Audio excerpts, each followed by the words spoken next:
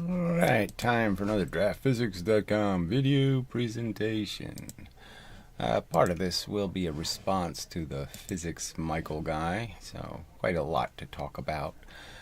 But we will try to make the beginning more relevant and such. So, at least we'll guarantee here's the part that's necessary to his response, which he did make in a comment. So, I just have to get there, and that should be how I do it. Yeah, it should be it.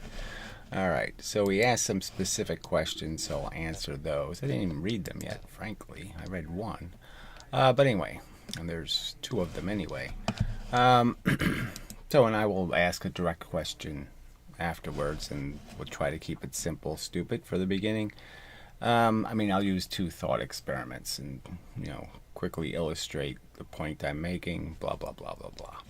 All right, so anyway, question one. On a scale of 0 to 100, well, whatever, 100, how sure are you of the concept of kinetic energy as one half of it is completely disconnected from anything in reality? I'm confident because I researched it, frankly. Okay, first I researched looking for any experiment showing 4 times the fuel to go twice as fast, and there's nothing, 0.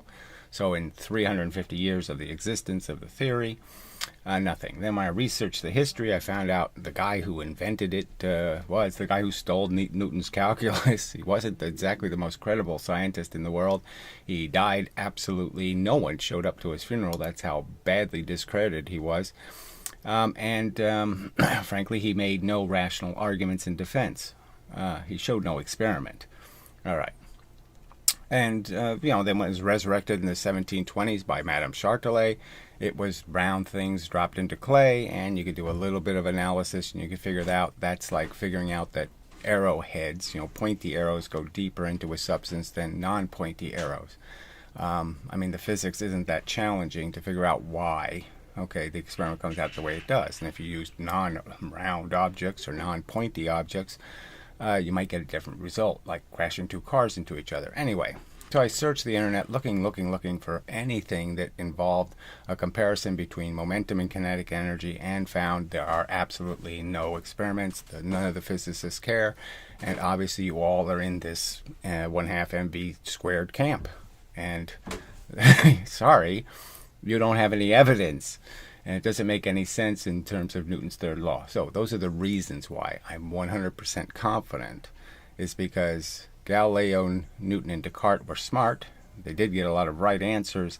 And if there was this extra energy, they would have found it. All right. Free energy machines. That was the original argument. Your theory creates free energy. That's what the Newtonians said to Leibniz. He said back to them, no, your theory creates free energy. So it's not semantics. They're not compatible theories. But whatever. Okay. If I could show for your satisfaction that the data gathered in this experiment is legitimate. So again, I didn't say your data is illegitimate. That's not the argument. The argument is your interpretation of where the energy is coming from in the first place, because you're measuring distance when it's a time-dependent force. How many times do I have to say? I'm sorry. How many times do I have to say it? 9.8 meters per unit of time. Per a unit of time. It's not per a unit of distance. So I'm saying to you quite factually that you're not measuring the forces, or you're not measuring the actual energy correctly, because there's only one source of it, and that's the falling mass. Okay. You somewhat seem to suggest that I've hidden something. No. I'm suggesting you're completely misunderstanding how the experiment functions, and therefore focusing on something that's completely irrelevant to the actual truth. And I draw it with the linear argument. So if you haven't seen the linear, roll something on a surface and extract its energy. That's what you're doing when you roll it on a surface and it slows down, is you're extracting the energy using friction. Friction controlled by gravity. Okay, and friction controlled by gravity means you're pulling less out of it the faster it goes. And I used the I made the argument. You get lighter and lighter the faster you cross a scale. You get lighter and lighter and lighter. I don't think you disagree. So obviously you're putting less energy into the scale. So you're losing less of your momentum. So obviously things do roll further when you give them more velocity than twice as much. If I give it twice the velocity, it'll roll 4 times as far, just like it goes twice the velocity, it goes 4 times higher. The distance, the height it goes, is not a measure of, per inch. Okay, it's per unit of time, and it's exactly twice the time to travel twice the distance. 4 times the distance, sorry. Oh, big mistake there. Twice the time, 4 times the distance. 9.8 meters per second. I mean, how clear I can't make it any clearer. I'm saying you're fundamentally going to get wrong answers because you're looking at the wrong variables. Okay. And that the force times displacement reliability matches the change in kinetic energy. So again, yes, and of course I'm saying to you plainly, okay, the distance is not how the force is acquired. It's not falling by distance. It's not acquiring force by distance as it falls. It's not linearly, not at the same rate. And it just like in fighting gravity. How much gravity does a bullet fight if I shoot it up in the air? How much gravity does it fight in the first foot versus how much gravity is it fighting in the last foot? And the argument is in the first foot it barely got touched because it was only in that foot for a millisecond. Where in that last foot, it was in that foot for maybe even a second. All right. Would that change your answer to the first question? So if you think this experiment, now what's going to change my answer to the question is if you actually show, after 350 years of claiming something, a real experiment showing the existence of it. That is, showing it doing more work. So if you show a 5-ton train going 10 miles an hour doing more actual work in the universe than a 10-ton train going 5 miles an hour, if you show it winning a tug of war, then I'll change my mind. Or if you show me 4 times the fuel to go twice as fast somewhere, okay, then I'll give you the other answer. But until then, why should I be convinced when you have zero evidence? Just like the Eddington experiment, for example. Why should I believe light is bent twice as much by gravity when you can't repeat an experiment that's fundamental, the most famous experiment in the history of physics, pretty much, in terms of making Einstein a celebrity, and with 400 times better resolution in space, no need for an eclipse, and it takes 5 minutes, and you've never even tried it. Not necessarily change your mind, but does it move the needle at all? I don't see any room for any needle moving unless I'm going to believe in God. So I'm saying evolution is a perfect theory. I'm saying momentum always gets a right answer. It's a perfect theory. You're trying to break it, frankly, okay? And I'm just saying, go ahead and try, but you'll never come up with anything called evidence. You'll come up with these little gimmicks, this little show stuff. You'll drop round things into clay. And that's it. You're never going to show me it taking 4 times the fuel to go twice as fast. Because, frankly, it's a ludicrous proposition in the world we exist in, because everybody has exactly the opposite impression. That I conserve fuel by going faster, not that I lose fuel by going faster. I'd really appreciate just a short response to these 2 questions. Okay, well, that's as short as I can do, I think. Okay, here if nothing else. Or give me a timestamp if you produce a very long response video. Fine. I'm not asking you to watch all these videos. I mean, frankly, the responses I try to make right at the beginning, I get to the point, try to make the point and say the point and blah, blah, blah, blah, blah. So there's 2 real experiments I could just point to real quick that I'm saying you have no reasonable explanation. Okay, kinetic energy theory can't explain it. It's you're cooked in the sense of logic ends. Okay, because you're really not going to be able to explain how you could possibly do what the experiment says happens in any kind of, in this physical universe kind of way.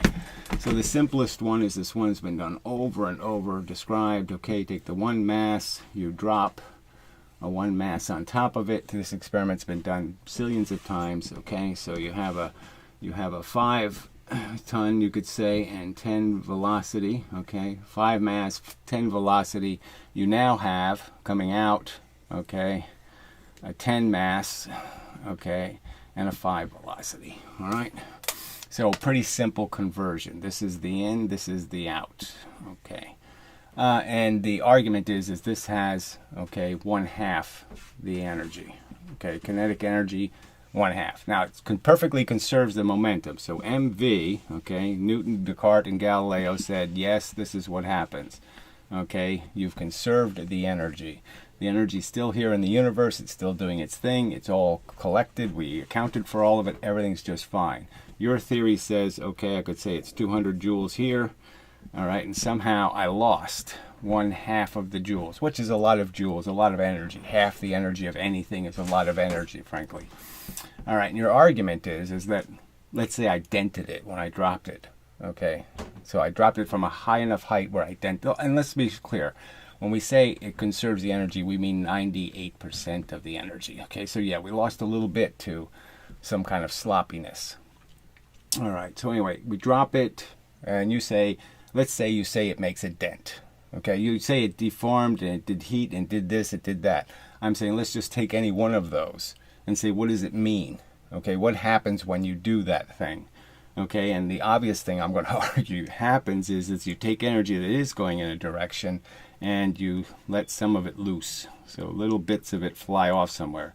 Just like friction, you take the main energy, you're going in this direction, and some of it you're pulling off, and it's going off in these other directions, and you're not going to see it because it's such a discrete and tiny amount that's being pulled off.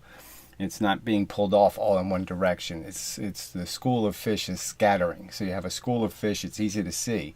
The little fish that scatter off, you know, a few sardines start peeling off. Well, you don't notice them peeling off until the whole thing starts to lose its pushing power.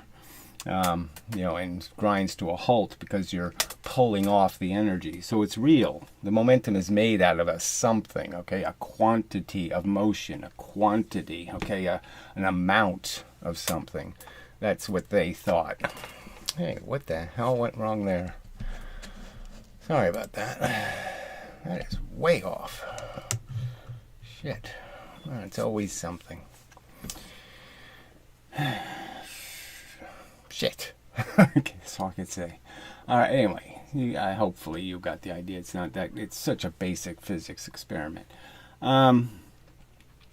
So the point would be is how can you conserve the momentum when you have to use momentum to bend something? If you bend something, it's it's not technically, you didn't destroy the energy, but in a sense you used it, because the bending is going to cause the little heat thing. So the bending is first a bunch of arrows in the wrong direction. It's pieces of stuff going in the wrong direction. But we know as it breaks this stuff and bends this stuff, it's also converting it into heat. So it's not only converting it, it's going from this big, nice straight arrow in a direction into a smaller arrow in a direction. And then heat is even a tinier arrow in a direction. Okay, so you've taken something you had and you've converted it into this, and then you've converted this, okay, into this little stuff.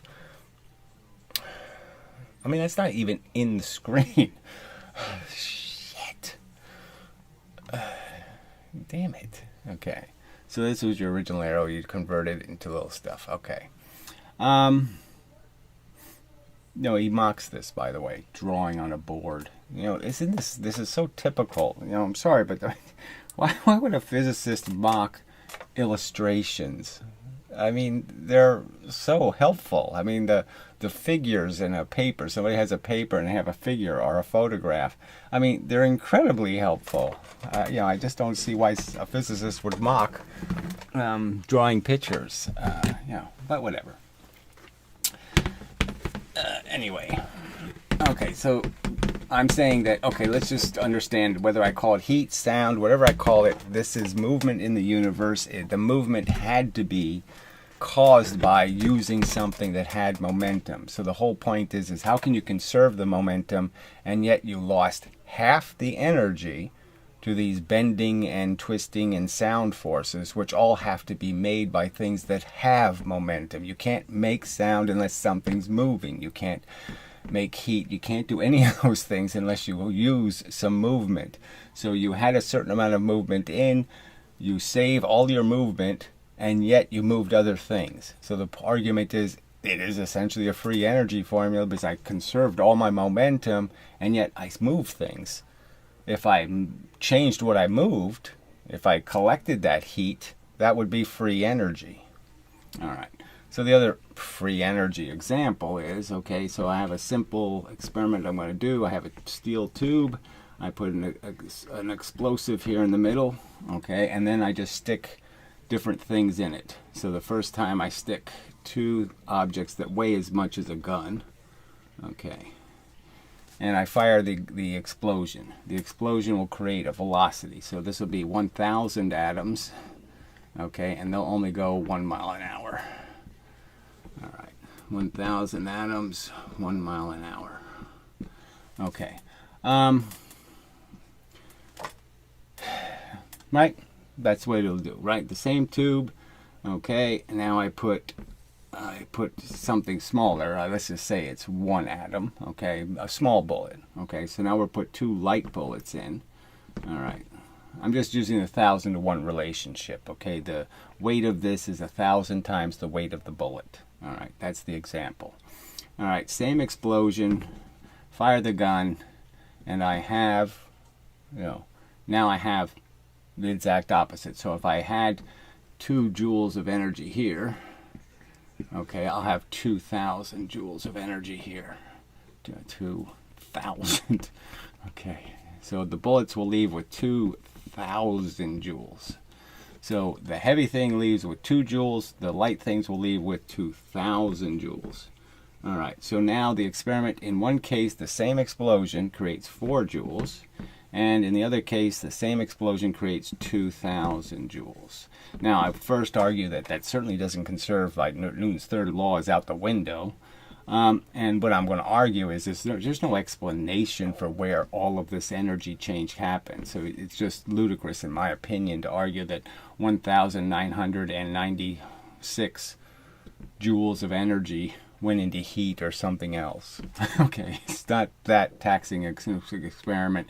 And so I just think it's right on its face. I'm saying to you, no, 1 atom, okay, going 1,000 miles an hour has just as much capacity to change the universe as 1,000 atoms going 1 mile an hour. Okay, those 2 things are the same thing.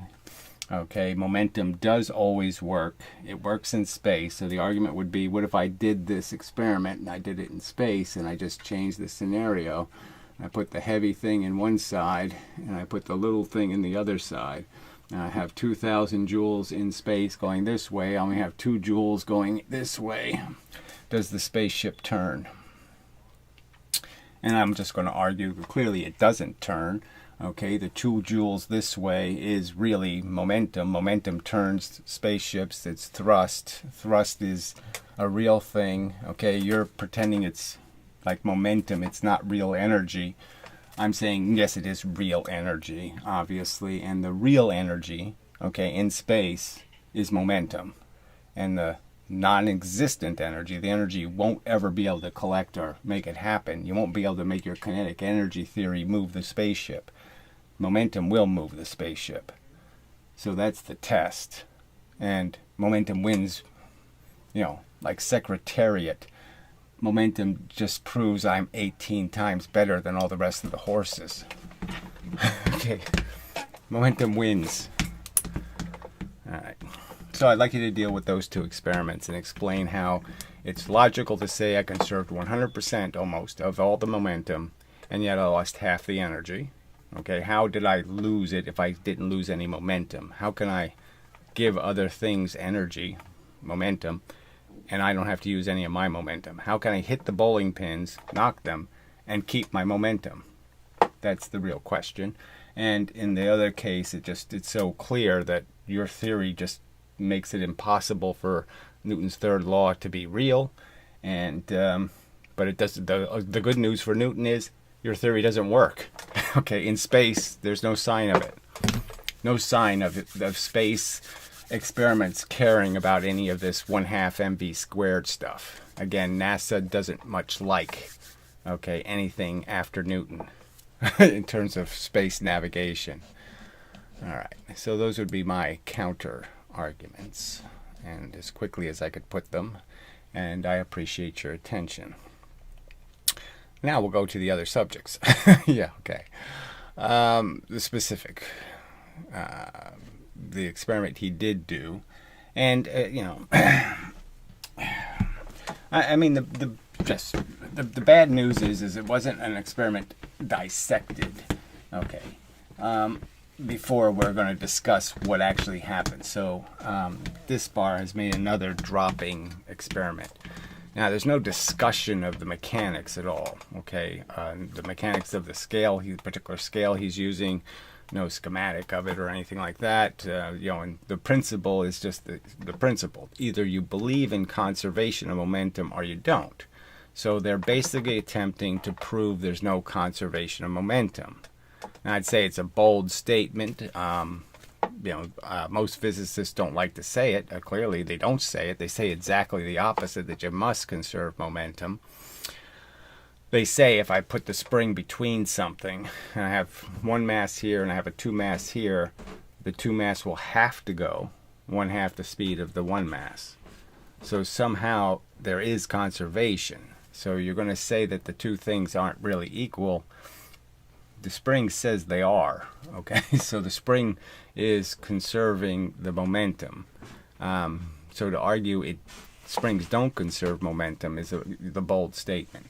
And likewise for levers and all these other objects. So, you know, first we'll do these experiments, and then we could talk about levers, I guess. And, you know, because this is 1,000-year-old technology that they're disputing. All right, so what's the part I really want? Well, I just read this, I guess. We'll just do it. Be fair to the whole comment. Well, as I mentioned previously, the video I have scheduled for Monday will specifically have cases of elastic collisions. So who cares, elastic, inelastic? The argument is between your calculation of joules versus the calculation of newtons. Okay, the calculation of momentum versus calculations of kinetic energy. And the fact is the two things don't get the same answer. They're very different definitions of what something's energy is. All right, in real time, I calculate both total momentum and total KE. And as pointed out, is if the experiment involves two things that have the same mass, it's not going to mean anything. You need things that have different masses. So you have to take the total energy in something with a different mass and put that total energy in another object to show how this all breaks down and you don't conserve energy. All right, and total KE, and they both conserve in elastic collisions. Patience, please. I'm saying that, yes, you can just make up anything, okay? If you're going to just stick things together, that's not going to tell you anything because it's garbage in, garbage out, okay? Both theories make a claim. Until you measure the actual energy in there, until you pull the watts out, you can say it has anything you want, okay? But who's going to actually pull the wattage out? You make a lot of out there claims. So again, he says it's out there claims, right? And these are just Newtonian arguments. So there's nothing out there. So I'm essentially arguing exactly what Newton's surrogates, right? Because Newton didn't like to personally argue with people. Or he argued using an assumed name. Let's just say that he may have published some anti-Leibniz material under an assumed name. But there's nothing out there about the claim. I'm claiming momentum always works. It works in space. It's a very good theory of what the quantity of motion is in fact energy. So when Newton, Galileo, and Descartes said quantity of motion, they were saying, yes, it's a quantity of motion. It's an amount, okay? And that that's energy. Things moving in the universe is energy. They didn't have the word energy, but I'm sure they would have called momentum energy. So it's not an out there claim. All right. And I'm trying to provide evidence for them one at a time. Okay, well, I'm just saying you're really not getting to the experiments that'll decide the case one way or the other. I mean, let's just go to the arguments used 350 years ago. If I use a lever, your theory creates free energy. That's the argument. Now, you have to prove levers don't conserve momentum. And that way you can prove there's no problem.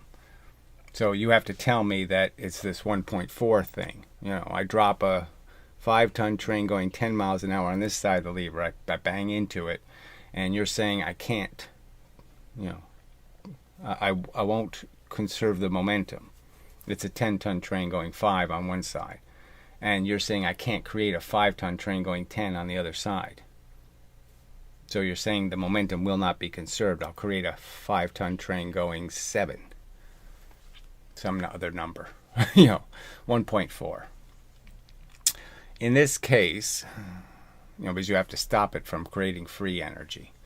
In this case, that the physics definitions of work and kinetic energy are useful physical quantities. So again, I'm just saying your definitions are exactly what I'm saying are complete nonsense. It's a 9-point, it's a force that happens per units of time, clear units of time, clumps of time. And you're making it a clump of foot, or a clump of mile, or a clump of meter. No, it's not about distance, it's about time. All right. That are demonstrably, no, and I'd say there is no demonstration. So there's no 4 times the fuel to go twice as fast. We're never going to see any of the real experiments. We're just going to see these gimmicks, okay, dropping round things into clay. All right, related to each other and can make testable predictions. So again, I'm saying you're not testing it because you don't measure the wattage.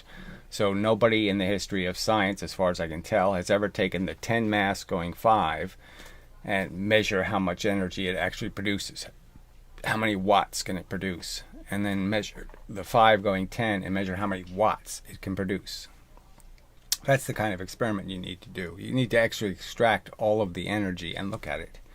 See it, okay? Not in a fake form, but in a substance that can't be, that there can be no misunderstanding, okay? In this case, that the net work equals the change in kinetic energy. Well, again, you're just saying I have to believe in kinetic energy to understand what work is, and I'm saying clearly I don't.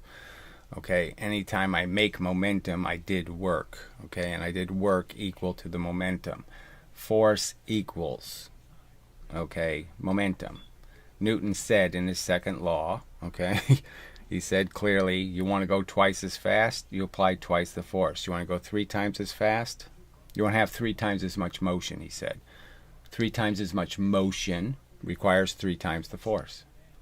That's simple. That huge a tie between momentum and understanding what energy is.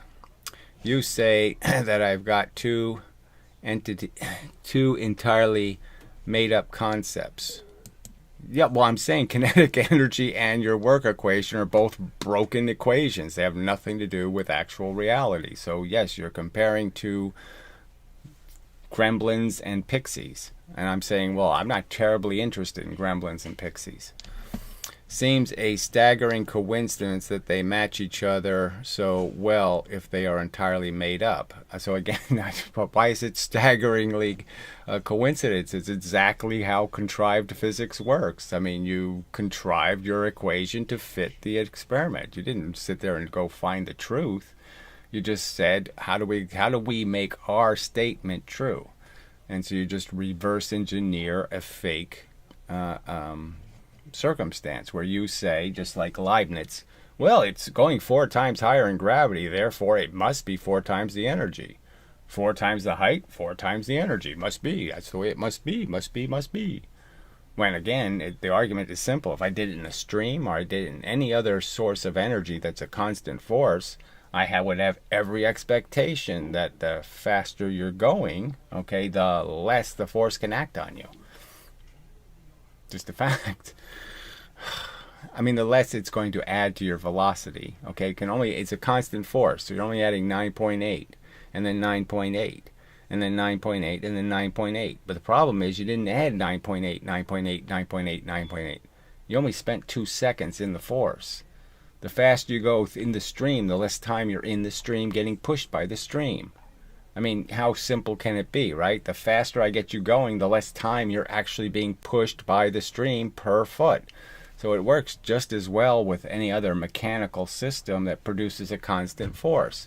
So constant forces will produce the illusion of greater distance, But the greater distance is a consequence of compound interest on the velocity. You're just creating free money by putting your money in the bank at interest. You know, it's just a compounding thing.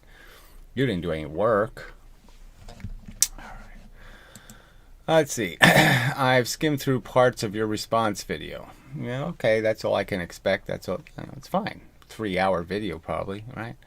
Yeah, you don't need to bother with me talking to the moron chatters. But anyway, if you want to calculate the velocities, it's actually so again. I just why would I want to calculate anything? I want to understand what you're saying. Energy is.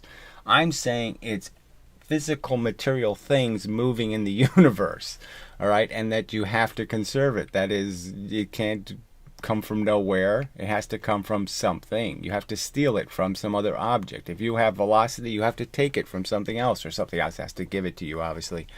But there is no, you give it to me and I get to keep what I have and you get to have the velocity. No, that can't happen. You know, whatever. I mean, I need to see it taking 4 times the fuel for something to go twice as fast. I don't need to calculate something. I need to see a piece of evidence. Jesus. Yeah, anyway. Okay, I skimmed through your... if you want to calculate the velocities, it's actually fairly easy. The mass is 0.8. Yeah, we got that. And if the KE is 1... So again, if the... oh, Jesus Christ. Of course, I don't believe that's what it is, but okay, fine. Then you can rearrange the KE formula and get V equals 2 times KE divided by the mass. You can see the specific KES at the start and the end and highlight the segment. Okay, the point is I'm not sitting there, I'm just saying, if you're going to do an experiment that's going to deal at all with energy, I think the velocity would be the important component of what the energy of the object is, and so the velocity should have been part of the demonstration. I guess that's all I'm arguing. It would have been helpful to see the velocity, because I didn't know what the velocities are going to be, frankly. Okay, in those statistical tables I generated, but I'll write them out for you. So this didn't help much. Okay, so let's see. Can you see any of this? No. Okay, so we have to put this back on. Not that you can see it anyway. All right, so here he has trial 1. V start equals, and it's a time. And I'm saying, why is there a time at the start? There shouldn't be any time at this. It's not going any velocity at the start, so I don't even understand that. And then Vn. So do I have to subtract the start velocity from Vn velocity? I don't know. Apparently. So I don't know why his motion sensor, okay, doesn't do the zeroing thing, but whatever. I don't understand it. So the start at the second trial is a higher velocity. So I guess he's saying at 0.1 meter or 0.2 meters. It was already going these speeds, and then at 0.8 meters it was going these speeds. Okay, and so all I'd argue is the final speed is the only speed you need, but whatever, because we know there's no counter force, seriously. All right, so it wasn't going, so it's 760 for the larger meters per second. So it's 760 for the 1 mass falling, and the 2 mass falling, it's 1.63. Not much faster. Okay, so now we're to the 0.4 thing. All right, so that means that the weight, because it wasn't twice the velocity, it means the weight's not falling twice the speed either. So it's still in the gravity a significantly longer time than the free fall time. I mean, I wish he would have just hung on the part of the video where I talked about the free fall time, and that all you're doing is slowing it down, and you have to slow it down with a counter force, and whatever the counter force is, okay, the drag, all right, that has to be the energy that went into the cart. And to me, that's the simple way to analyze the experiment. So that would be the difference in the speed. So it didn't get up to the full speed. That means the weight was in the gravity longer, but a shorter amount of time than when it was not going half the speed. All right. And then the third trial is one more weight. Now, so he says here, not double the first trial velocity as you claim. Now, I didn't claim it. I mean, that was my estimation. I guessed at it. All right, and then I said very clearly, I really don't know. So, I mean, I did say I don't know what the velocity is. But it's very close to squared 2 times larger. So, I don't know what squared 2 times larger would be. Okay, but it's, so, but so we're saying the 1.4 thing, I guess. All right, but this number isn't. So, yes, it's not triple, and it's not whatever it's supposed to be after the third thing. So they aren't very precise. It isn't very consistent. But again, you could see that in the third experiment where your force meter wasn't detecting 3 times the force. So the first mass created 1 unit of force. The second weight created almost 2 meters per, 2 units of force. And the third experiment, adding the third bit of weight, didn't make it to the 3 very well. So it was clearly a little bit of a flaw. But anyway, who cares? I'm just saying, this is you're just making a simple experiment complicated, frankly, okay? You could just roll the cart down the track and say, look, it stops. Why does it stop? Friction. What does the friction equal? It equals all the energy it had. So whatever the friction is, it's all the energy the cart had. So if we can just measure the friction, we can measure how much energy the cart had. And my argument is you measure the friction by measuring the weight. And if you measure the weight, the part where it's going fast is this big. And the weight, the same weight goes over a huge surface area, and then the last half of the speed, the velocity, is pulled out of this little tiny section, indicating clearly that the friction isn't linear, and that the faster you're going, the less you're losing to friction. Okay. Let's see. So obviously you have to measure the time. It rolls twice it takes twice the time to roll 4 times further. And that's the key ingredient, because it's a time-created friction. The friction is time-dependent. The friction isn't distance-dependent.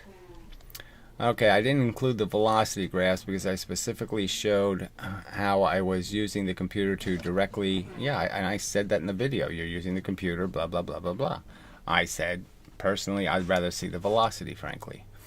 The sensor to calculate the kinetic energy. Okay, including the squared part. The kinetic energy is the specific quantity we're trying to test. So again, I don't know how you're testing it because you're not comparing it to anything, so it's not much of a test. If you don't grade a test, then it's not a test, really, right? If it doesn't matter what the grade is. So if you're not going to actually measure the quantity you claim exists, it doesn't mean anything. You can say a bucket of gasoline has 10 million joules of energy in it, or I could say it has 5 million, or I could say it has 13. What's the frickin' point if no one's ever going to actually figure out, okay, doing a real test, how much octane is in it? You seem to get mixed up a number of times. Well, I'm saying you seem to completely ignore every good point made, okay, so I'll insult you, and refer to the second graph as velocity. No, I clearly pointed out, I wish it was velocity. I pointed out clearly, it says kinetic energy right over here, so he's comparing the cause to the effect. And I'm saying, why would I multiply a cause against an effect? That's not a brilliant thing to do, because it's essentially multiplying something times itself. I mean, if I multiply the punch times the broken face, I'm multiplying the same thing times itself. Yes, of course I'm going to get a squared number in the sense that I'm just multiplying something times its own product. There's a lot more confusion in your response, and I'd say the same thing. I'd just say, instead of using the word confusion, I'll just say evasion. Okay, there's all kinds of evasion in the responses I receive. You won't answer the simple questions asked. Lots of claims. Well, there's only really one claim, that gravity is a time-dependent force and momentum is king. Has to be conserved. You say many different things will happen and do include some pretty pictures. So he's insulting the drawing. So again, more ridiculing people for trying to illustrate So, like, that shouldn't be fundamental. So I'm just arguing, I wish you included more pretty pictures of the velocity of the cart. Okay. But I thought you said you wanted to see data. No, I said I wanted to see evidence. They're not the same thing. Data is not evidence. I want to see a conclusive piece of physical evidence. I want to see somewhere somebody pour in 4 times the fuel to make something go twice as fast. That's what I want to see, which is what I'm bringing here. So you're not bringing me an experiment showing it taking 4 times the fuel to go twice as fast. You've had 300 years to find the experiment, and we don't have it. You're not going to show me something dropping from 4 times the height doing 4 times the work. So you're not going to show me that, because it's only going to do twice the work, because it's only going twice the velocity and only has twice the momentum. It can't do anything. Twice the momentum doesn't allow you to do 4 times the work. Okay, but I can only address so much at one time. I'm just saying there's no continuity between momentum and mv, 1/2 mv squared. You have to curse the existence of momentum if you're going to believe in 1/2 mv squared. Because, again, the two formulas make the other formula a free energy formula. You can't evade it.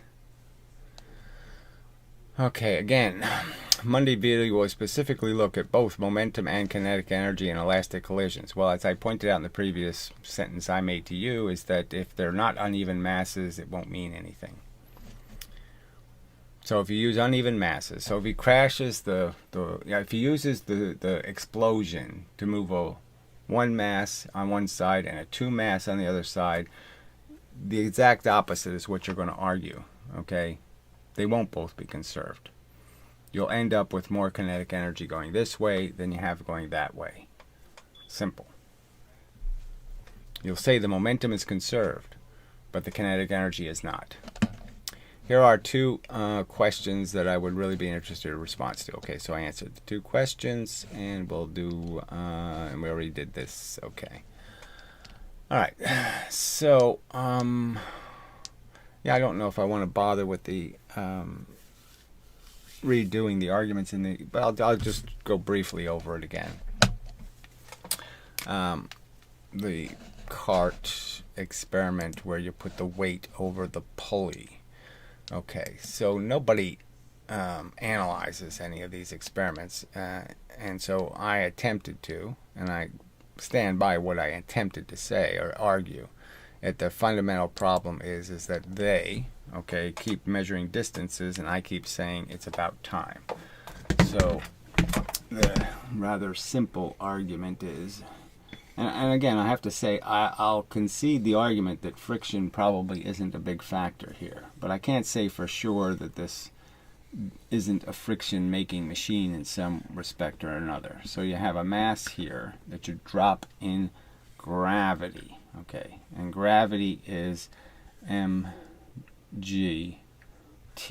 okay. It's the amount of time you're in the gravity. It'll be the total force you're collecting. So you're going to be in the gravity a certain amount of time, dependent on how fast this weight falls. Now, it won't fall at its free fall rate. So it's not going to be this. It's not the same rule where all things, a feather and a hammer, move at the same speed, because you're applying a drag. Okay, so you're slowing it down, and you can slow it down a lot, or you can slow it down a little, depending on how massive, okay, the cart is. So the heavier the cart, the slower the mass moves. The lighter the cart, the faster the mass moves. So the speed in gravity, the time you will be in the gravity, okay, will be variable, okay, dependent on how heavy this mass is, and how much velocity you're giving it. The more velocity you give the cart, the less time the mass will be in the gravity. But the key fact is it's the amount of time it's in the gravity is its total force collected, and that whatever is above the free fall, my point is, whatever is above the free fall time. So at free fall, there's a certain time it takes to move the distance. Any time more than that, means more gravity hit it, and means the cart got that extra gravity.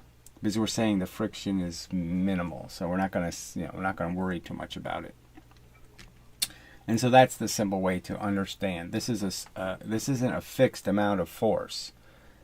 The amount of force will depend on how much longer you're in the gravity than the free fall rate. So anything above the free fall rate is energy you have to account for. Extra gravitational pressure, because you slowed it down.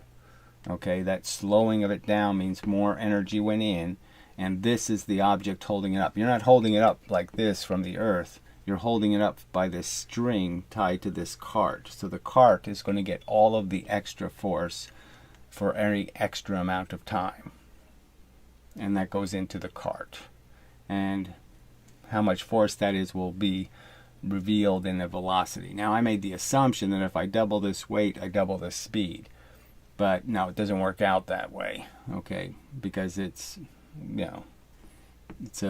again linear, okay? You're going again just a fixed distance, and at a higher speed and a fixed distance, it's going to be a much shorter time. It's in the force, blah blah blah.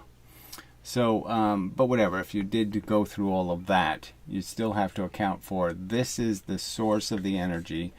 The energy source means the slower it falls, the more total amount of gravity it will be exposed to. That means the more total force it will collect. And that means the more force it can put into the car to create a velocity. All right. But I'm just saying this is much more complicated than just doing the more simple experiment of, adding a weight to a cart or banging one cart into another cart. And figuring out if you can get the complete transfer, that this momentum will have to equal this momentum, and then the kinetic energy theory is basically going to say the kinetic energies do not equal. Okay, the KE here will not equal the KE you started with. So you will not conserve KE, but you will conserve momentum. Those experiments, in my opinion, are much more revealing of the truth. It's easier to get to it because you don't have to measure falling times. But that sort of relates again to, the Dispar lab guy. So we'll do his nonsense. So he's made 4 videos now at dropping crap on a scale. Okay, 4. And each one got different results. Okay, so we have 4 videos you could take independently and draw different conclusions based on the individual videos. All right. And so right on its face, that's not too good.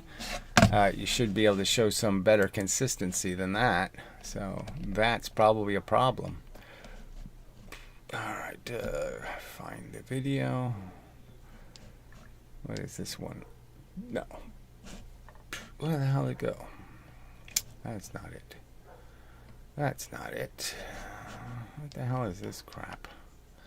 All right, must be back here somewhere. There we go. All right. Real user review. No, that's crazy. What's his name? Franklin who? Spent $8,000 on a chair. I tell you, I don't get people. All right, so this is the how to derive one, so I guess we'll do the others first. So this is the most recent one. Let me refresh the page. All right, he's still not using a quick release, and he's still using a scale that I would argue is really bizarre. So, there are some spring scales, some analog scales that still aren't any good for the purpose, but it's basically he's got a scale that, let's see, I have to put that on there. Okay, so he's got a scale that's basically upside down. That is, the heavy part of the scale is doing the moving. So yeah, this will work, right? I can put a scale upside down and I can zero it, right? Because now it's weighing the scale, so it's not going to be zeroed correctly. So I can take the little the little adjustment and I could zero it. And now it'll work. I can put objects on it, but the problem is if I'm dropping objects on it, I'm moving the entire mass of the scale. So you know, that's a defect in my opinion, right? You want there to be almost no weight, extra weight on the spring, right? I mean, to catch, we're theoretically trying to catch the velocity of the object and have it go directly into the spring. We don't want to have to move something else, okay, and then move the spring. All right. So you want this part of the spring to be as irrelevant as possible in terms of its mass. So that would be my first argument, that, wow, this is a bizarre scale. Now, in theory, you could argue that the faster mass should be screwed up more by this weird scale than the slower mass, in the sense that it's harder to push something. So it should, in some sense, slow down the faster object, which he's getting the opposite result. So I'm just saying these are all defects that I would take out of the experiment. So this isn't a great, I'm just saying that it's not a great scale for banging things into, okay? From getting the energy from the object into the actual spring, this is not the ideal. All right, so let's play this video.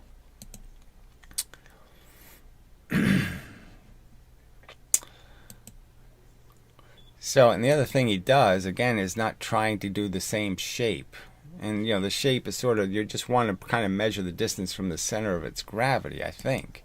So that's another question where you have to say, I don't know exactly why he's doing the experiment the way he's doing it. So, this battery actually is twice as wide as it is thick, but he's holding it on the thin side. And he, frankly, should make it the same diameter as the double battery to do it right. So you can see that's a square, essentially, okay, of thickness. It's as thick this way as it is this way.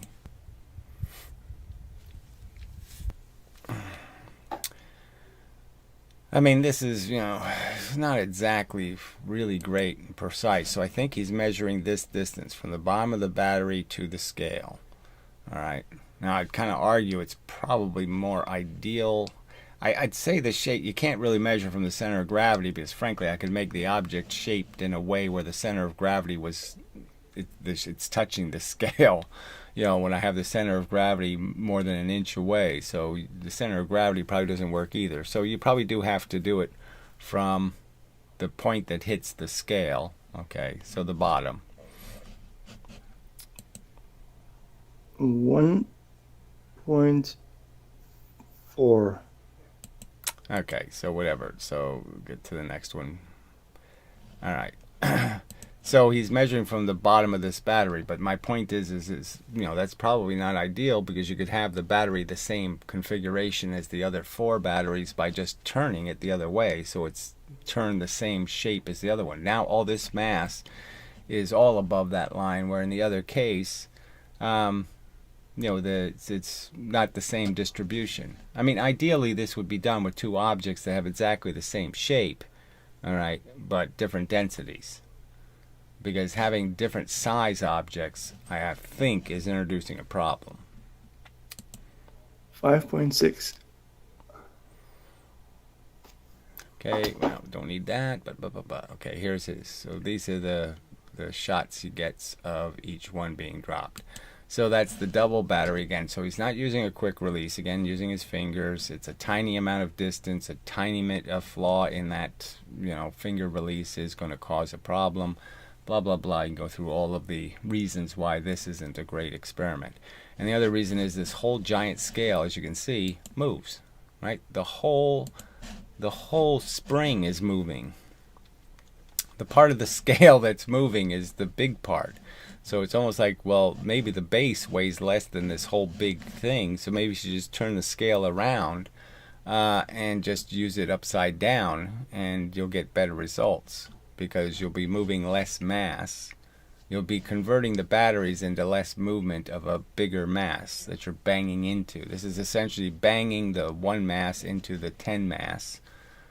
There's all kinds of room for jitters and wobbles and all kinds of stuff that are going to ruin your results.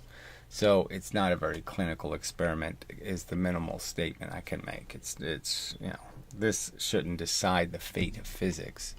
But anyway, it's not much better. I mean, I can't make a direct, at least with the round objects in the clay, you can make the direct theoretical argument that the round objects have a huge bias built into them.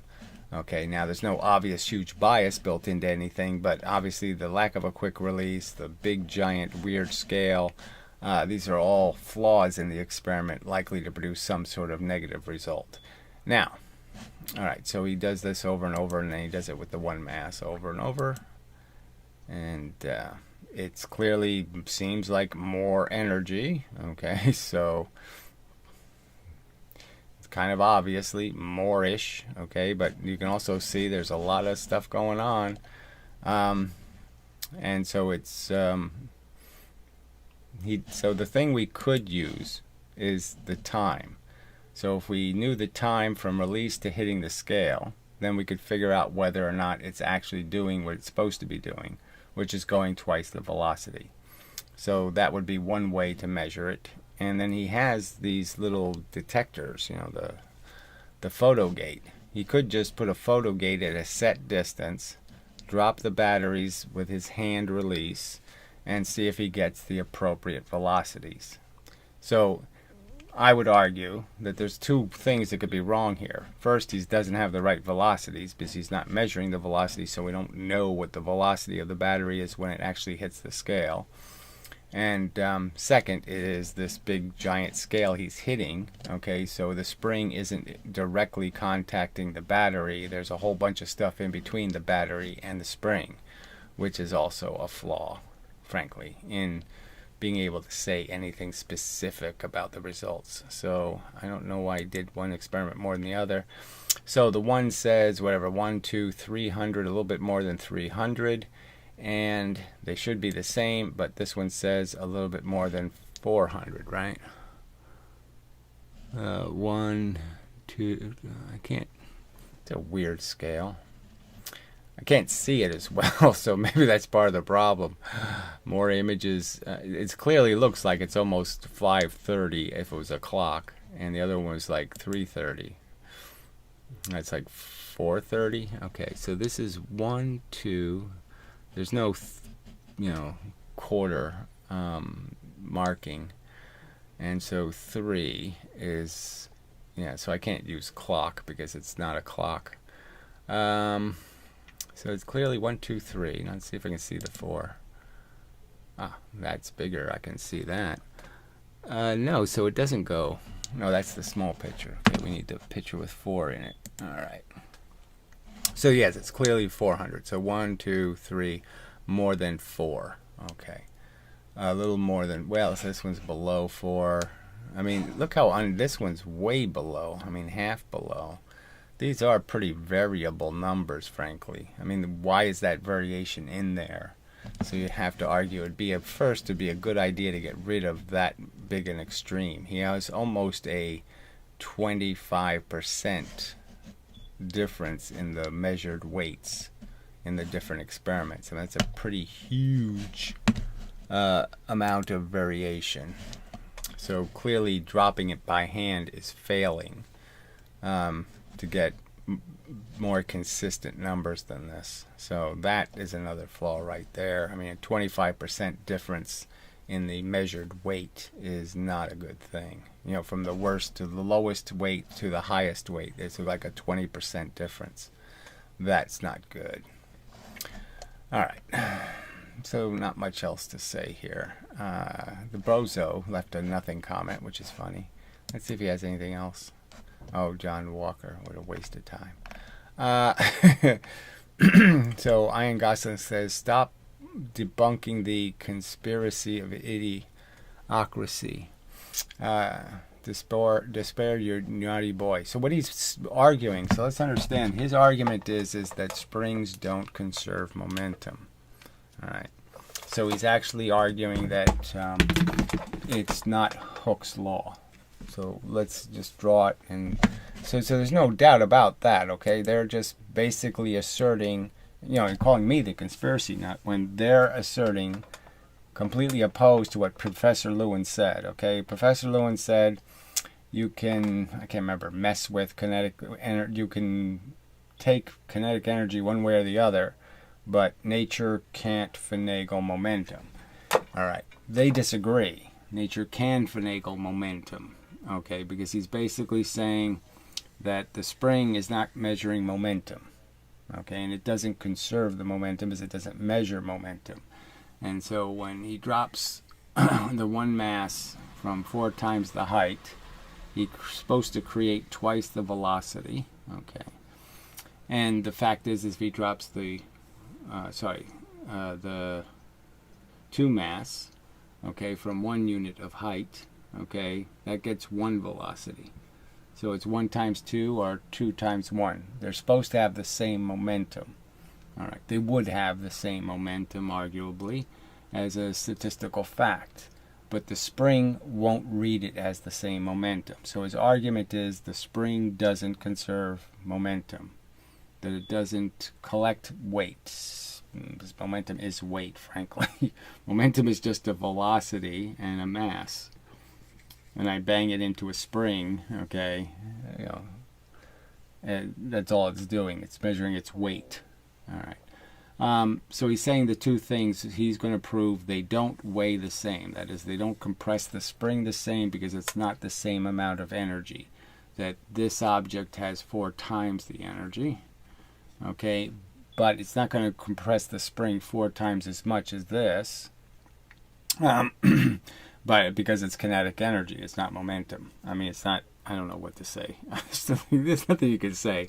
So he's saying that this should compress the spring 1.4. Okay, so this compresses the spring. The 2 mass hits, it compresses it this much. Their argument is that instead of this, that's supposed to have twice the energy. So this is supposed to have twice the energy, 2x the joules of energy. But it only compresses the spring 0.4. Okay, so even though it has twice as much energy, it's only 0.4 more weight. All right, and that somehow but that really is twice the energy.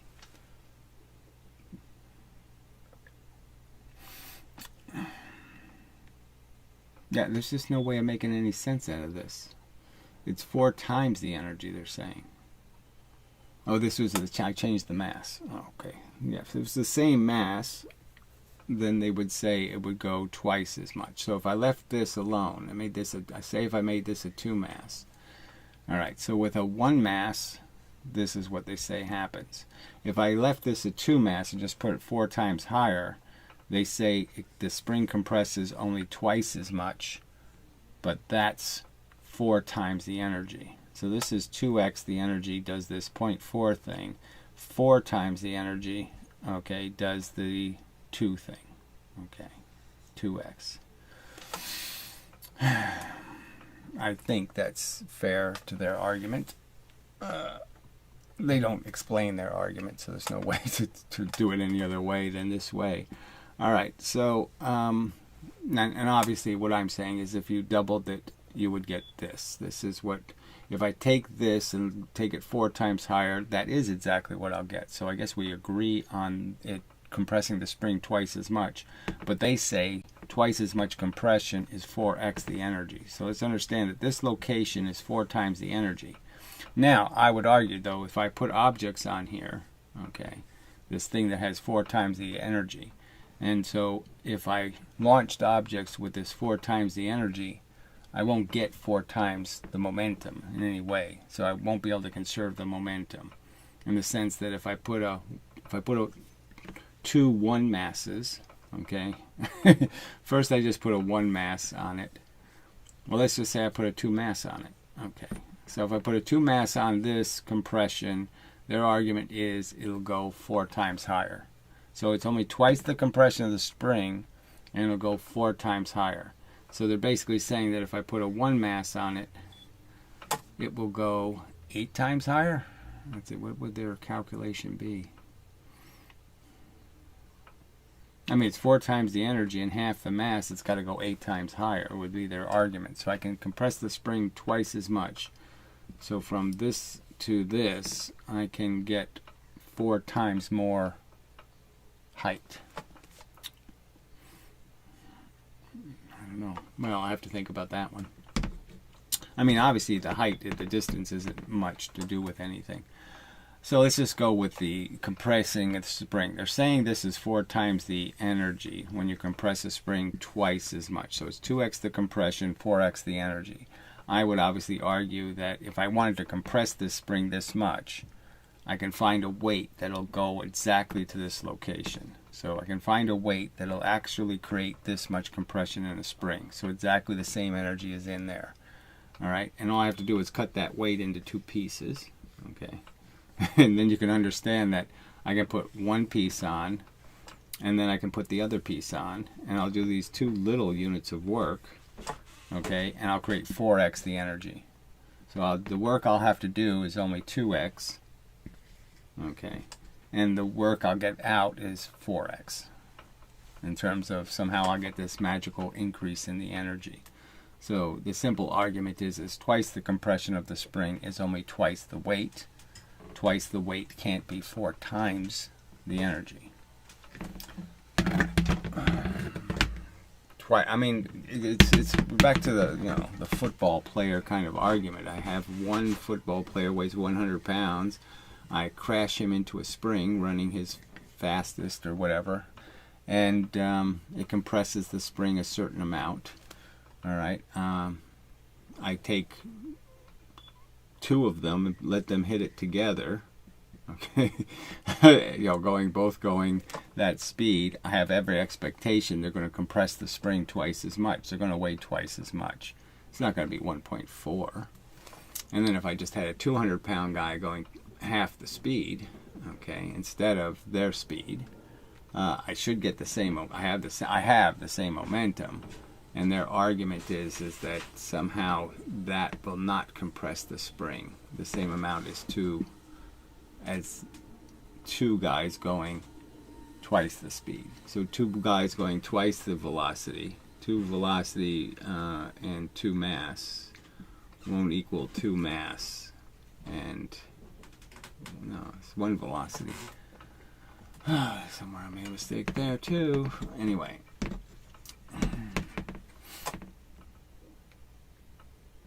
They're saying the one guy, I did it backwards. I mean, they're saying the one fat guy. Okay, so one fat guy going twice the speed. No, one light guy going fast, twice the speed has twice the energy of 2 going half the speed. Okay, so I can have 2 of them going half the speed, and that won't equal one of them going twice the speed. And that just can't make any sense to anybody. I don't think it can make any sense to anybody. But apparently it can. So don't point me saying it can't make sense to anybody. Again, how do you realistically, you really can illustrate it in your mind. So if I give you the circumstance, 5-ton train going 10 miles an hour and 10-ton train going 5 miles an hour, and they're in a tug of war. They're pulling against each other. You can visualize it in your brain that the 5-ton train just drags the 10-ton train with it. It just wins easy. It has twice as much energy. Decisive victory. I just don't know how you imagine that. All right, and based on the example you draw out regarding their KE argument, they are denying the springs conserves momentum. Yes, they're saying springs don't conserve momentum. I can use 2 units of energy in, and I can get 4 units of energy out. Momentum. I can take... I'm trying to figure out how to draw it to illustrate it more perfectly. I'm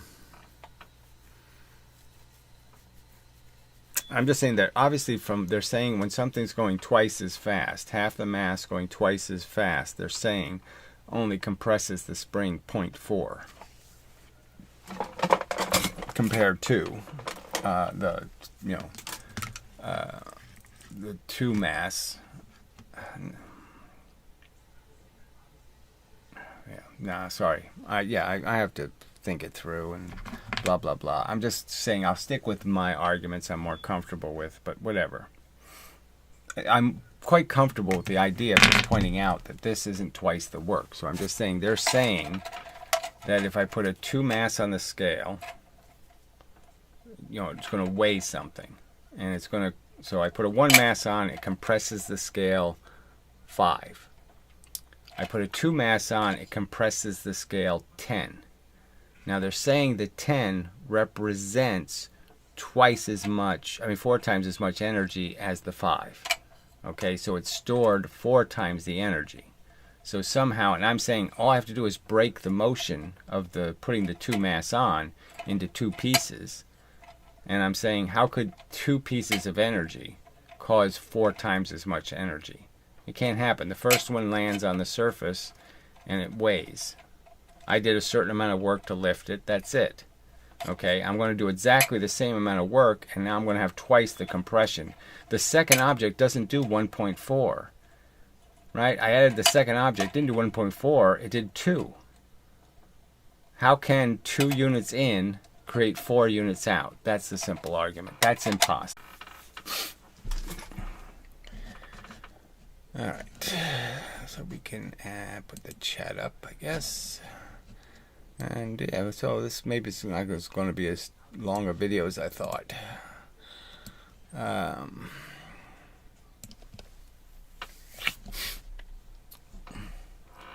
But again, Despard could test these things, so he could test his velocity claims. So he's dropped the batteries. He could see which ones, where the flaw lies. Because just frankly, I'm saying there's got to be a flaw.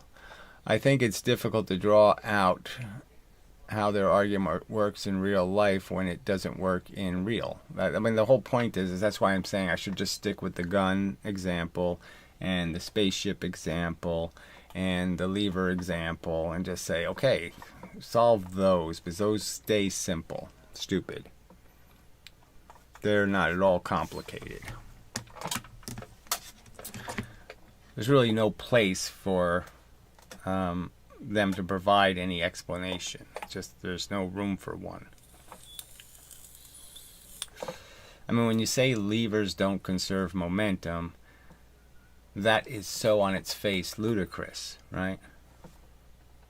Because frankly, that's the same argument as the gun bullet thing.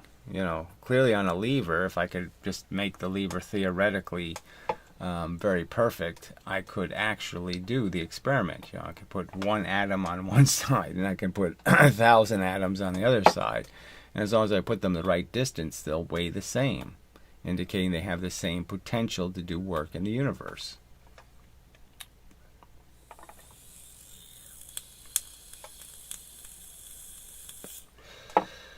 I wish they would just draw a lever. Like I said, I've pretty much asked them to draw a lever for 2 years. Just draw me a lever and explain to me how it doesn't conserve momentum. So just go ahead and show me how it works. How it oscillates perfectly, okay, with twice the energy on one side that it has on the other side. So somehow you made an oscillator where the energy isn't oscillating, okay, or something. Somehow there's twice as much energy on one side of the oscillator as the other side of the other oscillator. Now, it's not flying through space, not going anywhere, it's just oscillating. So I don't know, how can it possibly have twice as much energy on one side of the oscillation? Oscillations are by necessity like an infinity symbol. The same size infinity on one side as the other side, right? You can't have twice as much on one side as you have on the other side. So you have to explain, and they won't explain it.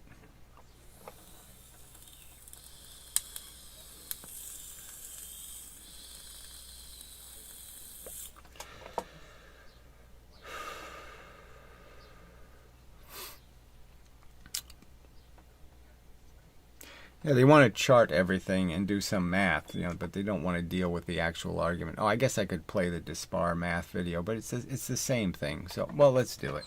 We'll take out the one part that is, where I say you can kind of understand where they conceptually break the idea. So they take an actual formula and then they say, let's forget about the numbers, which the formula exists to calculate the numbers, right? So It's like they're saying, let's just not do that. Okay, let's not pay any attention to the numbers. This Firefox should be on. Why is it off? Why is it not showing? I guess because the window's not open. I guess that's the reason. Strange. Should show up anyway. Anyway, so the math one should be right here. I think I have it loaded. Yeah. All right, so right at this point is where, the rest of it's just the same old jargon. Let's break the velocity into meters per second.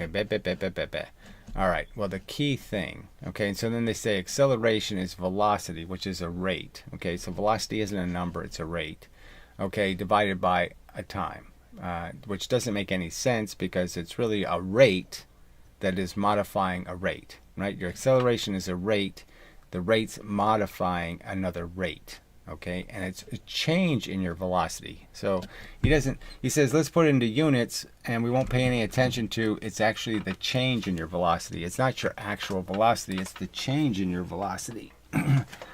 And the change in your velocity, obviously the change in your velocity is very different than your velocity. So again, it's just a way of cheating the experiment. I mean, to cheat the math.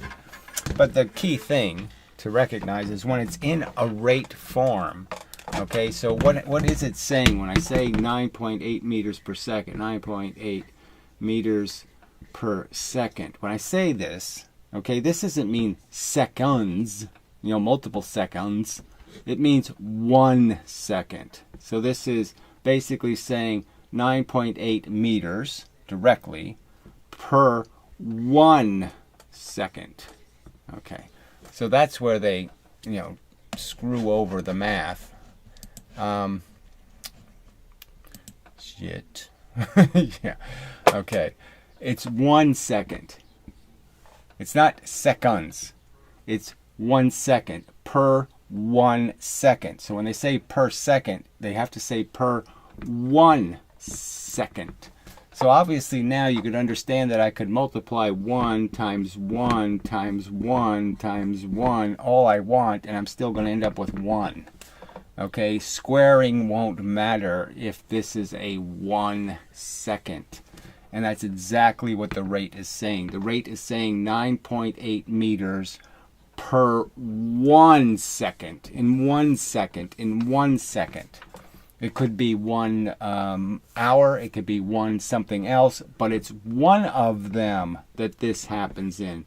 This won't happen in 2 of these. This won't happen in any multiple of these. This won't happen in 0.4 of these. It only happens in 1 second. So that's the big math cheat, is to fake this S as if it's a seconds unit when it's only 1 unit in a rate. You can only use 1 of the units. It's not multiples of that unit. So if they put a 1 here and a 1 here, then this wouldn't break. Now, let's just play this part. Times. Okay, where he contrives the over 1. Another fraction. So this is They love to do this in mathematics. So we have a fracture, meters per second. Fraction. So I don't know why he says fracture. That's it's a word you would think he would pronounce correctly, but it doesn't matter. And then per. So they're saying this is the velocity. Okay, the velocity is meters over seconds. So it's a meter. It's a number of meters over 1 second, because it's a rate. It's only 1 second. Okay, it's 1 unit of time. So, all right, continuing. Over seconds, and you could write it down as seconds over 1. Another. So again, why would I do that though? It's 1 second again. The rate, the acceleration rate, will also be in 1 unit of 1 second. So it's again a 1 second here. Okay, so we know that what we have here basically is, if we actually had the numbers in this equation is over. The 1 cancels out in the sense that you're dividing the number by 1. It doesn't mean anything. And the 1 down here is also divided by 1. It doesn't mean anything. So you've eliminated all the one problem. All right, but let's play this out. Fracture. So he puts a 1. Now, obviously, the seconds, the units, are in seconds. So he's using all units here without any number. So he doesn't have 9.8 here in front of meters, right? He doesn't have 1 in front of seconds, but he'll put a 1 here. Why isn't this 1 second? Right? If you're going to do units, this 1 has to be a second, okay? Because it has to be the same stuff that you're dividing by 1 of. You're not doing 1 elephant divided by 1 hippopotamus. You're doing 1 elephant divided by 1 elephant. I mean, you're doing a number of elephants divided by 1 elephant. And that number will be exactly the same number as you started with. So if it was 10 seconds, but we already know it's 1, okay? But let's just say it was 10 seconds, right? And you put a 1 into the 10, it comes out to be 10. Okay, but it's still 10 elephants. It's still 10 seconds. So the units are still down here. So see the cheat. Unit, unit, unit, no numbers. Number, no unit. So we have a fracture divided by a fracture. And the mathematical principle is that we take the reciprocal and multiply them. So then we have meters per second times. You'll get to it. Times, instead of, you swap these around, instead of s over 1, it becomes 1 over s. And it should be 1 second, right? If you were just doing units, if everything's just about units, it should be 1 over s. So it should be an s over s. Times 1 over second. Right. And all of these seconds are 1 second anyway, right? So this is a 1, this is a 1, this is a 1, and this is 9.8 meters. So we know we're going to cross out 2 of these seconds, and we can do it either way, but we know we're going to lose one of them. So if I did the math, 1 meter times 1, okay, and then the seconds is 1 times 1 is 1. So I'm done.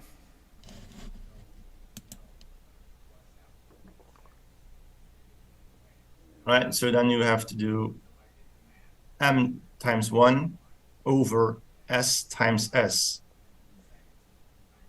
which equals... So again, if the s was here, okay, where the 1 is, so it was 1 second, then it would be, you'd end up with meters times 1 second, so, you know, you keep your unit here, all right, over seconds squared, and then you just cross off the seconds, the extra ones, and kill the square. And so you'd end up with meters over seconds. Exactly what you're supposed to end up with, right? You know, which destroys any capacity to square anything.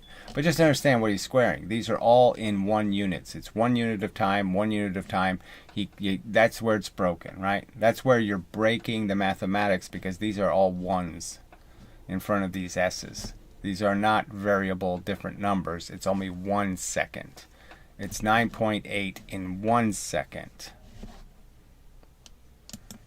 Just m over s times s, seconds times seconds, or s squared.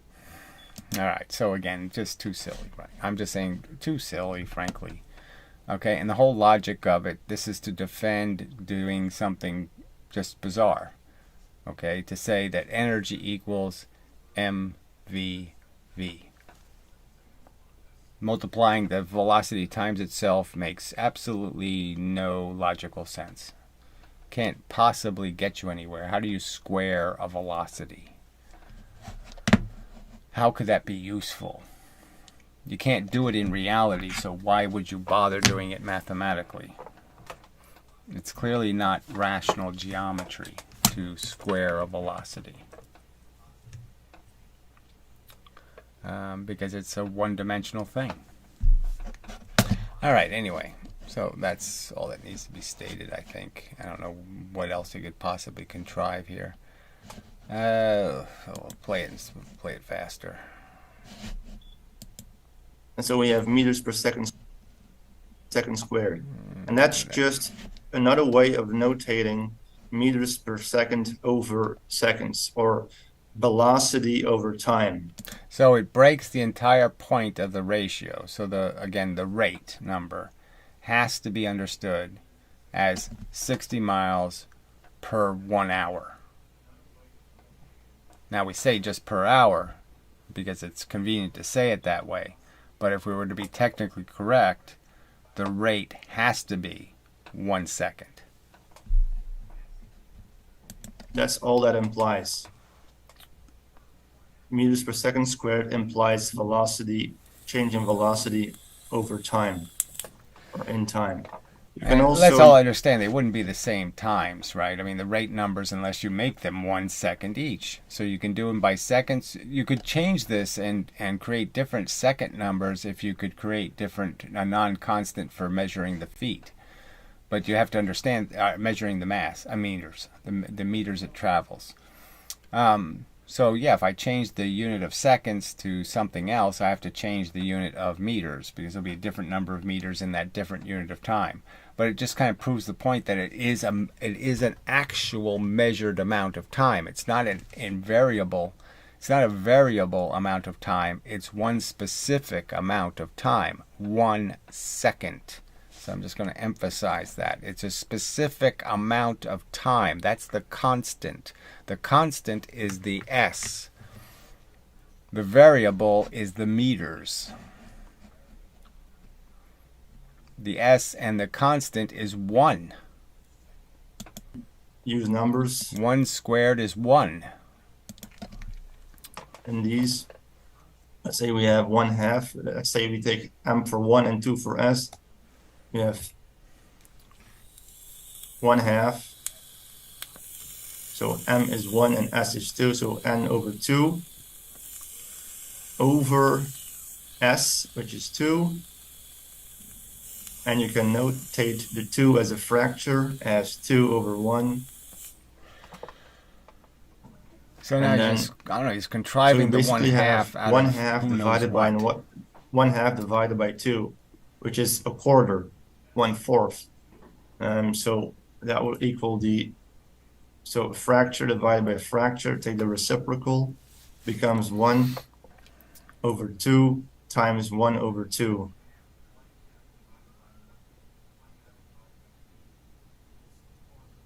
No, I'm not even That equals 1/4. I'm not even going to bother with this. No. I don't know what the hell he's contriving here.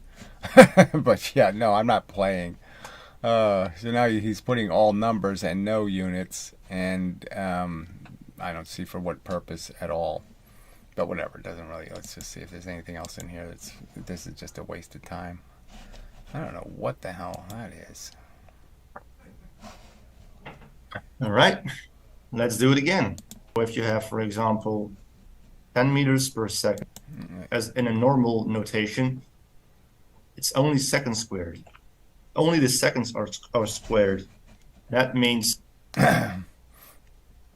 So I'm just saying, so what does that mean? The seconds in the rate is 1. It's 10 meters per 1 second. So squaring a 1 will get you nowhere. So if it's the seconds squared, it's 1 second. That's the rate. It's not per 2 seconds. It's not per 10 seconds. It's 10 meters per 1 second. And if you do it for 2 seconds, then it's a different number.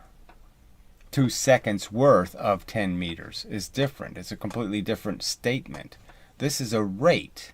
The rate has a 1 here. The rate wouldn't be the right number. The rate wouldn't be a rate if you don't have a 1 in front of that seconds. So technically it's 10 meters in 1 second. Not 10 seconds, not 400 seconds. It's not 10 meters per 400 seconds. No, it's 10 meters per 1 second. So we're done. The square is irrelevant. 1 times 1 is 1. All right. So that'll be my point. My point is this is mathematical chicanery. Okay, this is just 3-card Monty. This is the little, whatever the fucking little thing is with the ball with the hole in it and the walnut shells. I mean, this is just shenanigans, mathematical shenanigans. This is a rate. The seconds is only 1 unit of time. 10 meters in 1 unit of time. You have to square the 1 then, moron. 1, what is 1 squared? Yeah, okay, so anyway. Alright, so enough of that. He makes a comment about how, you know, on the other video, I'll have to go find that. Oh, there's some comments here. Let's see. Draft says that when velocity changes from 30 miles an hour to 60 miles an hour, it doesn't matter if it took 1 second or 1 hour to make that change. Yeah. I'm saying in space, you could accelerate as slowly or as quickly as you want. It's not going to make any difference. Obviously, in a place where you have friction, you know, obviously, okay, the more distance you're traveling while you're accelerating, the more you're losing to friction. According to him, they are the same acceleration because all that matters is the total change in the velocity. Yes, in space, that's exactly how it works. He is on record saying that. Yes.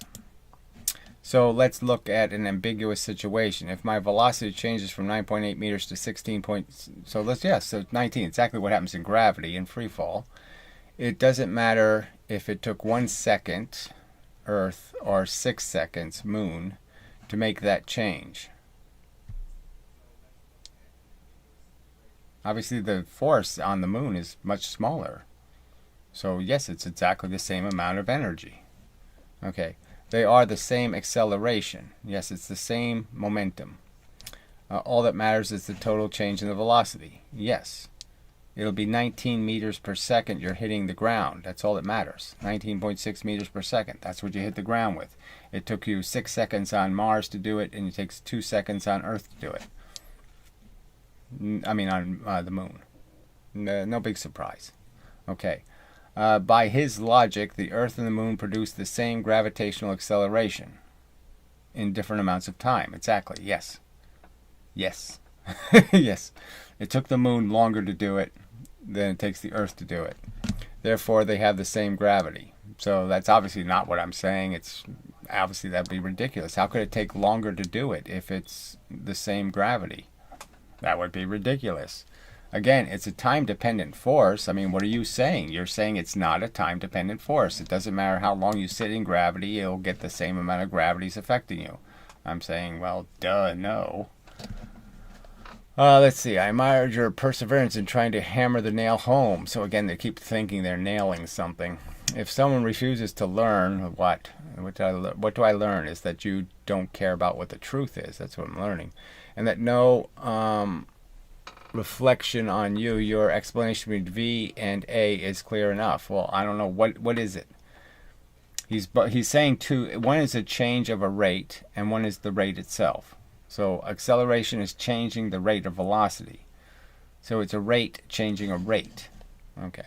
I'm never sure he really is that thick and that he likes to argue much. That he just takes the opposite incorrect stance. This is just so idiotic. I mean, obviously, I think you are the scum of the earth, you little pissy little pieces of shit. This is not fucking trivial. This is not some sort of entertainment, you fucking piece of garbage. I hate idiots, and you're a fucking idiot. Ugh. Ignorance is the enemy.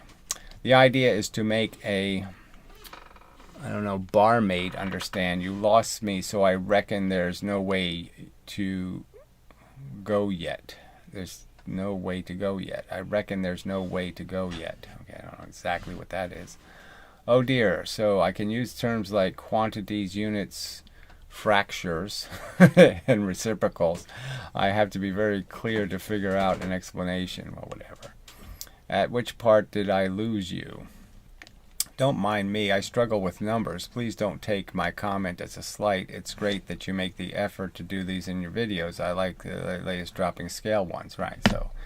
So Ian Gosling is just like Brozo admitting he doesn't get any of this math crap, but he's sure it's right. Okay, so we're not going to bother with John Walker, the free energy nut. All right, anyway. John Walker funny. Anyway, yeah, so that's enough of that shit. Alright, we just go back to comments, see if there's anything. So I guess that'll have to go if that's in the way. So that's what we'll do. And it looks like we don't have much more coming in, so that's probably good for me. Because, yeah, I don't have to make as long a video as I thought I would have to. Alright. So it says, I wish they could just illustrate the spring example. Okay. Yeah, well, I just, the spring example to me is, obviously the one that conserves momentum. So I put a 2 mass on one side of the spring, I put a 1 mass on the other side of the spring, and, the 1 mass goes twice as fast as the 2 mass. Seems kind of obvious.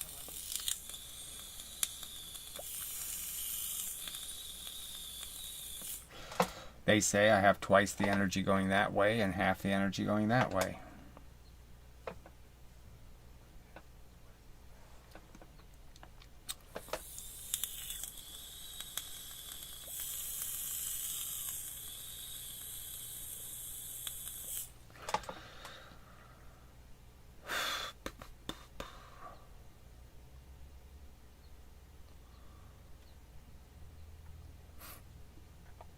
That the explosion didn't explode evenly.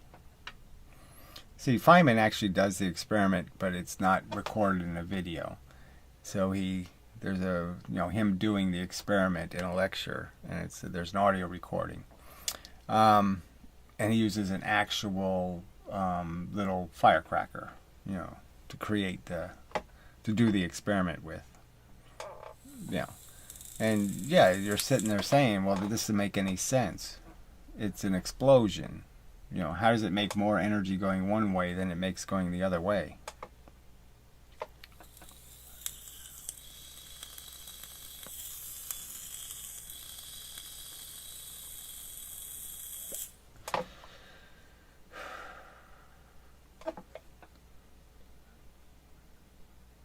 I mean, the ideal experiment, I guess, would be to have the objects very distant from the explosion. So, have an explosion, and then put the 2 mass cart pretty far away, like, where it'll only get a slight velocity, but a real one.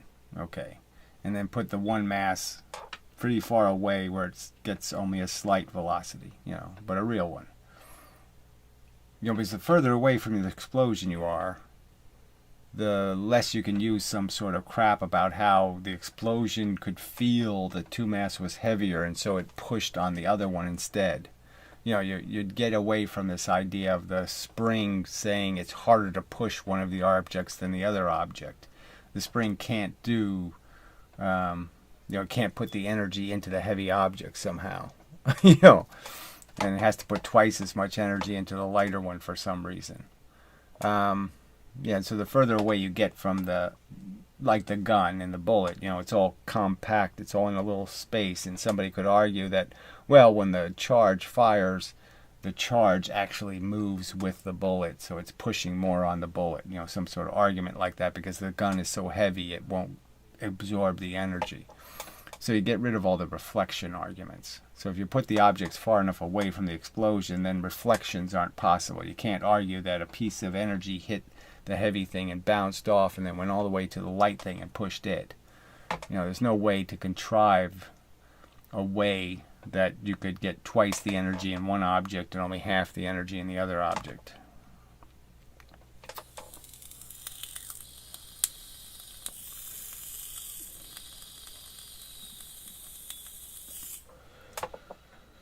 I can't remember what Professor Lewin says. I guess I have to replay that. I mean, clearly points out that, but he doesn't really explain it, right? He just says, but yeah, you don't have to conserve kinetic energy. That's what he basically says. You just don't have to. You have to conserve the momentum. And that's basically all he says. So if you don't have to conserve it, why are we calling it energy, right? Because we know energy has to be conserved. So why are we calling it energy if you don't have to conserve it?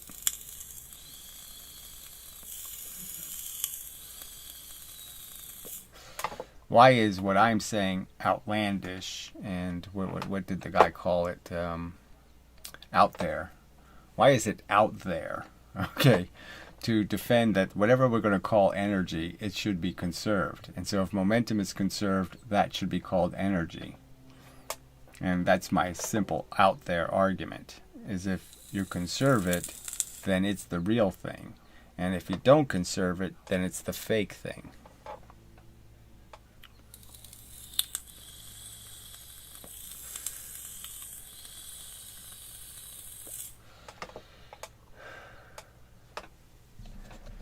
Alright, 2-minute warning, I guess.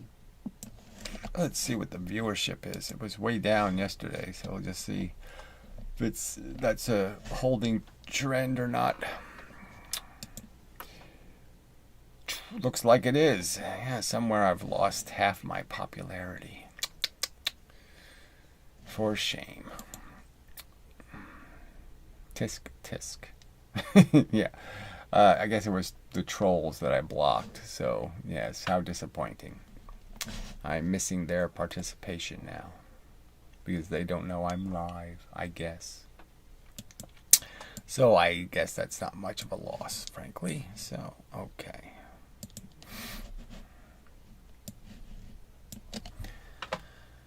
Alright. So 8 viewers is not enough.